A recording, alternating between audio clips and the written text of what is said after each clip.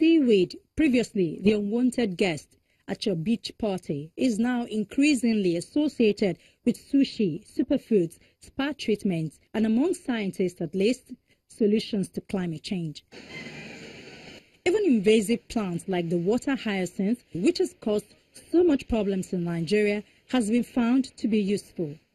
Water hyacinth thrives in a polluted water body. The research showed that the roots of this plant can actually trap pollutants like nitrogen, lead, mercury, and when you wake up in the morning, you see it very blossom, and it will all cover the water bodies. Sometimes anybody that wants to maybe do something on it, it will be so crowded, so that's why it can act as a disturbance. Ishiari-Olofin is a populated place. The estimated terrain elevation above sea level is 37 meters. The Ogun River is a major source of income for many people here in Ishiari-Olofin. However, fishermen here have had their fortune reversed by the menacing plant in recent times. This is not the first time, but we have never had it this bad. It used to trickle in so that we will all contribute to evacuate it into the sea so that we can do our job.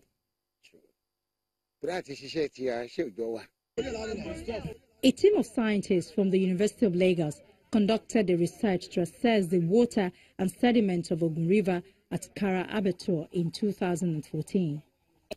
According to them, the level of pollution in the river is disturbing. Chemical parameters that we looked at. Dr. Rose Alani is one of the 3 scientists who conducted the research. It's not that it's just overnight. It's the availability of nutrients, the condition for it to grow very well, and the turbidity. Actually, the constant disturbance of that water is also bringing some sediment and the suspended solids up, and then those suspended solids they are carrying the nutrients, and the nutrients, apart from what is coming from under, is still flowing in, and so the weeds they could be released, and they can the seeds can be moved by air, by wind, and so when they land, they find very fertile place to grow, and then you have some solids also that are suspended and that are brought up, and so they stay there, and then as they stay there, the other ones are also settling, coming up and then sticking, and then as the growth goes, it can grow in a short while. The place is already very fertile and nourishing for them to grow. So when it starts, you might not see, but it will just bloom. It will, and just cover the place. But water is still there under, definitely. And people have to be careful. Water is still definitely there. Now, scientists believe these plants may also have some good uses. The hyacinths have been found to have the capacity to reduce emission of greenhouse gases. Many other seaweeds can do the same. Increased carbon dioxide in the atmosphere, mostly due to fossil fuel combustion, is driving rapid climate change. As the atmospheric carbon dioxide goes up, so too does the carbon dioxide in the oceans. We know that we need to stop burning fossil fuels fast, but we also need to remove some of the carbon dioxide that is already in the air and oceans, and that is where seaweed comes in. Like other plants, as seaweed grows, it absorbs carbon dioxide. But what makes seaweed a particularly appealing carbon sink is its growth rate, about 30 to 60 times the rate of land-based plants. This rapid turnover rate makes it ideal for mass-scale production. On top of this, some species of seaweed are super stable and don't break down easily, meaning they have high potential for long-term carbon storage. Plus, seaweed can also be harvested and used to produce biofuels, reducing our needs for fossil fuels. Using less fossil fuel is crucial in the battle against climate change, but businesses don't have much of an incentive to make changes unless low-carbon technology is cost-effective. That is where carbon pricing comes in. It works by factoring the environmental harm done by fossil fuels into the cost of producing or consuming them. If carbon-based energy is more expensive, it is believed that this will discourage people from using it. At the same time, renewable energy and investing in the technology to generate it becomes more attractive. But this will only work, experts say, if the price of carbon is right.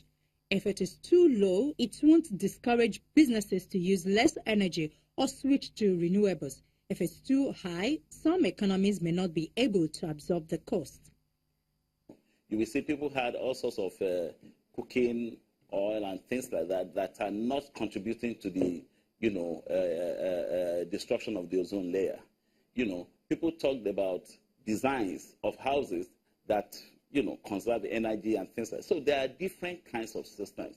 There are solar systems that people talk about. There are different kinds of systems that we need to bring to the fore and educate people on. For some of them, they may not be cost effective now. But as time goes on, cost will go down. As uptake increases, cost will go down, and they become things that the ordinary person can actually access. So but we need to start. Who is going to start? Well, there are people who are already starting. That's why we are bringing them together. There are institutions that are starting. There are individuals that are starting. We should not be left behind. It may not be something that can be massively taken. Not all the technologies can have massive uptake at the moment. But there are some technologies that are appropriate, that are cheap enough for people to use at the moment. An emission trade system, sometimes referred to as a cap-and-trade system, caps the total level of greenhouse gas emissions and allows those industries with low emissions to sell their extra allowances to larger emitters.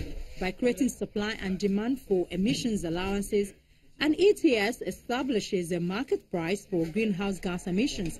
The cap helps ensure that the required emission reductions will take place to keep the emitters in aggregate within their pre-allocated carbon budget.